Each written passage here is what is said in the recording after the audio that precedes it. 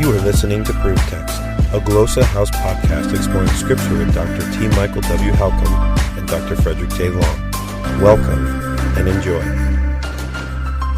Hello, welcome to ProveText. I'm Michael Halcomb, and I'm here with Fred Long, and this is a new GrammarPoint episode.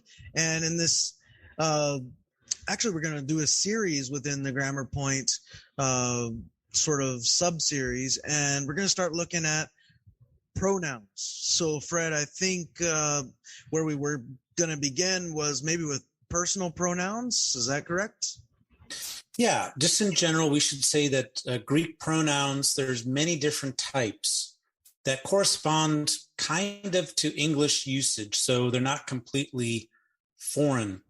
A pronoun is a word that stands in the place of a noun, and we're going to talk about the 9 or so different types, and so we'll go through those. We'll talk about basic forms a little bit, and then exegetical payoff and significance, what to look for when you see those pronouns, what significance do they have? Now, the personal pronouns refer to I, we, you, or he, she, it, and they.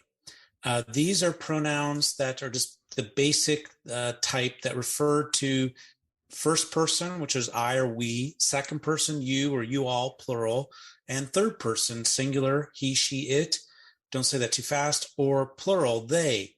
And so these pronouns specify just persons, groups. They're kind of a default. They have the highest frequency of all pronouns, and if you combined all frequencies of the other pronouns, this would still double or double those other ones. So 8,468 instances. What that means is you want to learn these forms and understand their functions because you see a lot of them. So ego, it means I. In the plural, umis, emis, that means we. You singular is su, you plural is umis. And by the way, emis and umis, there's a lot of textual variations based on confusing the sounding of those forms. Yeah. And then you have autos, which is can be singular or plural and uses the first and second declension endings. So what you look for with these is, first of all, they're referent. Who are they referring to? Secondly, if they occur in the nominative case, that is the subject case, and they're working with a verb that already has that indicated in the ending, then there's some stress on that subject, right? So if you have a subject, like, when Jesus says, "You've heard it said, but I say to you," he says, "Ego de lego." He's like, let go of my Lego, my ego. It's my turn to eat. And this is what I say, ego Lego. So, Lego means I say, but when he says ego Lego, he's saying I myself say. So look for nominative forms that are not needed and become redundant. Pro-dropping. Yeah, pro-dropping. That's called pro-drop. So like Greek would be a pro-drop language. There's no need for that pronoun. But it's dropped. We could drop it, but it's dropped in there and it serves often an emphatic function. Yep. Yeah. Good.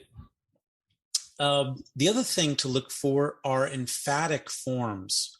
So if you go to the singular forms of ego, you have ego, emu, me, and me. Well, those can have epsilons on the front of them. You can have mu, moi, mu, me, or you can have emu, mu, eme. And so if you have an epsilon on the front of those personal pronoun forms that are in the genitive, dative, and accusative, those are called emphatic forms. That extra epsilon on the front is an emphatic form. Now, with the second person, su, you have accents. Some accenting that can make it emphatic, but yeah, particularly look for those emphatic forms.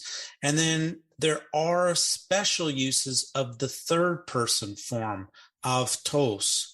So avtos uses first and second declension endings, but can be used in some weird situations. One of them is with first and second person subjects. You can use the third person personal pronoun, which we normally think of as he, she, it, or they.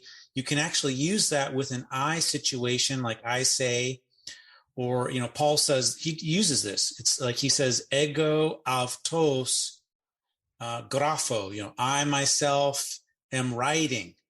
He'll say some stuff like that. So there's a special use of avtos, and that's called the intensive use. And then there's another use of avtos when it occurs with an article in the front of it.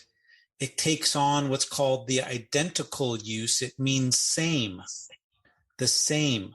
So there's an intensive use where it intensifies the subject usually, sometimes some other case, when you add like oneself or himself or something like that, you add a self to it. And then there's the identical use where it has the meaning of same. And by the way, each of those uses occurs about 50 times. So it's not like a lot, particularly when you think of these pronouns occurring 8,400 sometimes, but you do have these special uses of avtos, and you need to be aware of those. And it kind of throws students off when they see them used with an article. They're like, what does that mean? Well, it becomes like an adjective. At least we translate it that way in English, meaning same. So that's about it as a nutshell for the personal pronouns.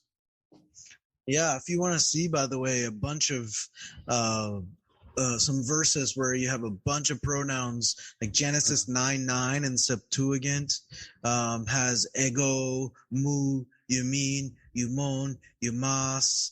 Genesis 9:12 has ego, emu, yumon, yumon again. So it's common, right, that you're going to see a bunch of these all in one verse. Genesis 13:9 has su, siu, ego, siu, ego. So anyways, there's, like Fred was saying, we need to really know these because like articles and like prepositions and like participles, they're pretty much going to be on every page of the Greek Old Testament or Greek New Testament. Yeah, almost every verse, it seems like at times. Yeah. And we'll talk about that more next time. Just at the start of the next one, we'll talk about the significance of pronouns generally. Yeah, for exegesis as well. Good. Well, we hope that helps. Thanks for listening.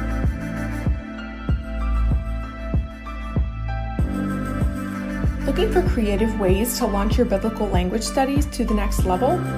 We here at Glossa House create resources with you in mind. We've created a stock of innovative and cutting-edge audio, video, digital, and print resources to help you reach your language goals. Visit glossahouse.com to find what you've been looking for. Glossa House, language resources for the global community.